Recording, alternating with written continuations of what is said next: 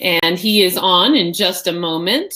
Hello, everybody. My name is Deidre Diamond. It's a great pleasure to be with you all here today. I am your MC for the day. I'll also be running a lovely panel discussion later this afternoon. A few words I'd like to say, and then I'm going to get Daniel up on the stage here for his keynote. Welcome to the Cybersecurity Symposium for Smart Cities. We welcome you to join in this very complex conversation. There was a social this morning that showed how complex this is. We had some fabulous disagreements, and we need to keep them going so we can get to some resolution. We encourage everyone in all sectors, private, public, not-for-profit, educational institutes, and citizens to come together, volunteer, and help us make decisions and legislations. Smart cities is a term that I want to make sure we're all on the same page about, is a city using multiple devices connected to make choices, cities using connected technology and data to improve efficiency, safety, and increase prosperity for residents and businesses. While this is wonderful, it also creates new challenges for us all. Thanks to Lan Jensen and Adaptable Security, we get 3 days of SMEs knowledge and opinions as how we're going to deal with these challenges. As a woman who represents the 1% of founding CEOs in technology, I care tremendously about this topic, both for my teammates and for the human race overall. What is privacy? We talk about privacy all the time, and I often find that when I ask what is privacy, people pause and usually go right into information privacy, a sign of the times for sure. When I think about privacy, I see privacy as living free from being observed or disrupted by other people. Think surveillance, confidentiality, and choice. Information privacy is having control over how your personal information is collected, how it's used, who can use it, and for how long can they use it. When I hear smart cities and privacy, smart doesn't mean intelligent. What's smart for me doesn't have to be smart for you. And that's where the privacy question comes into the question. A choice or not? Is it smart to sacrifice safety and convenience for some level of privacy? Do we have a choice? Our privacy is our personal currency, and today we have much control over when it don't have much control over when it's used and how it's used, by whom it's used. For example, smart cities using automated tolls and parking. I drove into the city, let's say, in a blue BMW and parked on the street. In speaking this sentence, there is little impact on privacy. However, with algorithms analyzing data, the make, the model, the car, the color, the person driving, the passengers, registered vehicles, or cameras in tolls, I didn't have the choice to be observed. And my privacy will be disrupted as this information is fed into algorithms that will be used to make assumptions about me. Who is writing these algorithms? Are women writing these algorithms? That's what I think about. What are the biases of the people who are writing these algorithms? If only 22% of AI professionals are female and 78% are men, how am I to ensure that unbiased algorithms are not happening? We as a collective unit must come together to understand that privacy impacts equality. And in an industry of security and privacy where we're already very short on women, we must take this very seriously. And so for that, I say, let's stay in this conversation, let's be in this conversation, and let's understand that equality is also in this conversation of privacy and security. And so thank you for attending. And to that note, I want to introduce Daniel.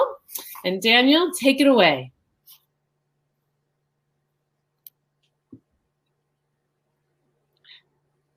Look, I think you're muted, Daniel. No, not seeing it on your side. We'll get you some help here. Let me come back on. Keep people more entertained. Can you put what you're saying in the chat, Dan? And we've got some people behind the scenes starting to look at helping you. It says that may need to use a different browser is what is in the chat here.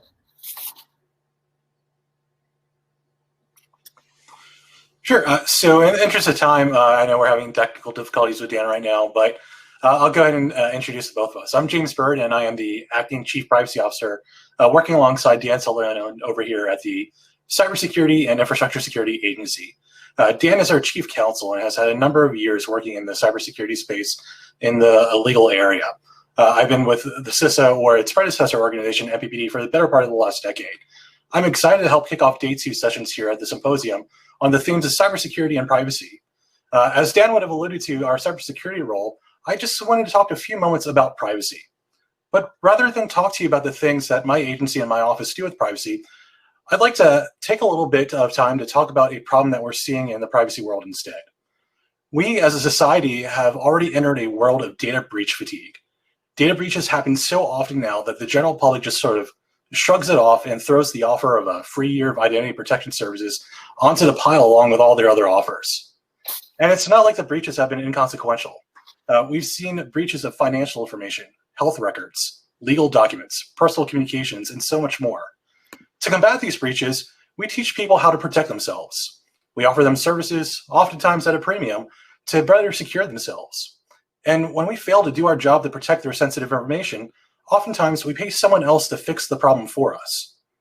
And lo and behold, those solutions, such as identity protection services that we offer to cover our checks, offer the bare minimum safety net, if at all, to protect our customers, clients, and constituents that we fail to protect. And through all of this, we're placing the burden of protecting these people's data that we've lost on the data breach victims themselves, even though we're the ones that let it happen. This is kind of like a bank telling a customer that they're sorry they got robbed when it was the bank that itself that was heisted. We have to remember that in a data breach, while yes, our organizations are victims, it is our customers that are just as much victims as we are. So hopefully to this point, I painted a suitable picture of doom and gloom for you. But fear not, this is not a lecture that tell you about the evils of collecting data. Data is important. Data is vital. Cities need data to make informed decisions about the lives of its citizens and to make their decisions easier, whether it's through constituent services or just making sure that they can just pay a bill at the end of the day. Though I do wish there was a little bit more consideration in the type of data as we collect. But that being said, instead, what I want to do is challenge you to shift this paradigm and talk about privacy not as something that is lost after a data breach or that is lost as a part of an intrusive collection. Instead, I want you to think of privacy as something that you're seeking to defend and preserve in the planning, development, and implementation of your technologies, programs, and activities. As the collector, user, and manager of data, we are data stewards. Shouldn't we take our stewardship responsibility more seriously instead of passing the risk on to the most vulnerable? So many of you may be familiar with the concept of privacy by design. For those who are not, privacy by design is not a policy that you abide by. It's not really a special set of features or a security service that you tack on to your internet-connected devices at additional cost. And privacy by design surely is not the fine print that you put in your user agreements to absolve yourselves of all data protection responsibilities. Privacy by design is a system or process development concept in which you incorporate privacy considerations or protections into the fundamental makeup of the product or service. One privacy by design consideration early on may be simply determining exactly what information you need to collect to perform your task, and then architecting your tool to collect just that. This is not a decision to collect less information, but instead it is a decision to decide what you actually need.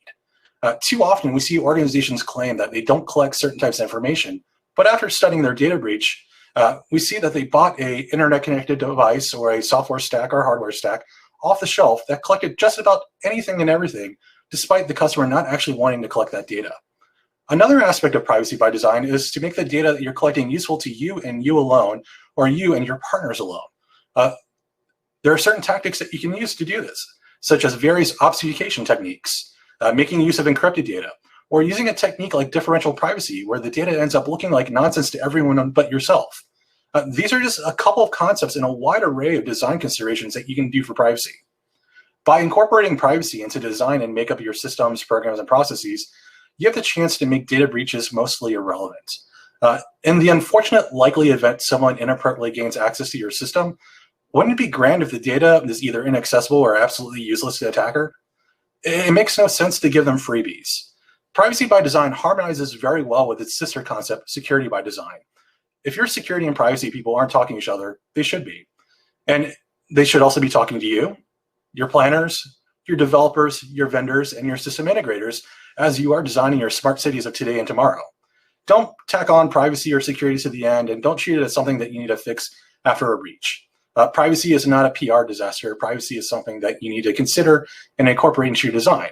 Design privacy into your implementation so that when the worst does happen, the disaster you need to mitigate is something that's within your own shop, as opposed to something that affects every single one of your customers, clients, and constituents.